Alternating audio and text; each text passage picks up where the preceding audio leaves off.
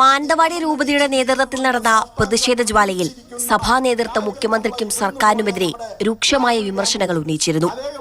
പുൽപ്പള്ളിയിൽ LDF സംഘടിപ്പിച്ച പരിപാടിയിലാണ് CPM നേതാക്കൾ ഇതിനുള്ള മറുപടിയുമായി രംഗത്തെത്തിയത്.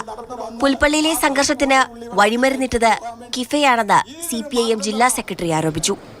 ഇവിടുത്തെ ഇടതുപക്ഷ ജനാധിപത്യ മുന്നണിയുടെ നേതാക്കൾ അതിന്റെ ആദ്യാവസാനം അതിന്റെ കൂടെ ഉണ്ടല്ലോ. പുൽപ്പള്ളിയിലെ മുഴുവൻ ആളുകളും ഇല്ലേ? പക്ഷെ അതിൽ അന്നേരം ഒരു വിദ്യ പ്രയോഗിച്ചു. അതിൻ്റെ ഇടയിൽ ചിലർ രാഷ്ട്രീയക്കാരൊക്കെ മാറിക്കണം, ഞങ്ങൾക്കറിയാം നോക്കാൻ. അത് പറയുന്ന ആരാ?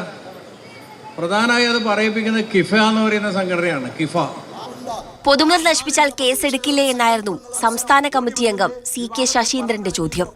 പോളിന്റെ വീട്ടിലെത്തിക്കേണ്ട മൃതദേഹം എങ്ങനെ പുൽപ്പള്ളിയിലെത്തിയെന്നും അദ്ദേഹം ചോദിച്ചു. പാക്കത്തേക്ക് വരേണ്ട മൃതദേഹം ഇങ്ങോട്ട് കൊണ്ടുവരേണ്ട ഒരു കാര്യം യഥാർത്ഥത്തിൽ ഉണ്ടായിരുന്നില്ല. തലേന്ന് അവിടുന്ന് സർവകക്ഷി യോഗം ചേർന്ന് ഇവരെല്ലാം തീരുമാനിച്ചതാണ് പാക്കത്ത് വെക്കാനും ആവശ്യമായ കാര്യങ്ങൾ ചെയ്യാനും.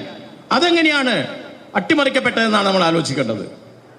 പുൽപ്പള്ളി സംഘർഷത്തിന്റെ പശ്ചാത്തലത്തിൽ 10 പേർക്കെതിരെയാണ് ഇതുവരെ കേസെടുത്തത്.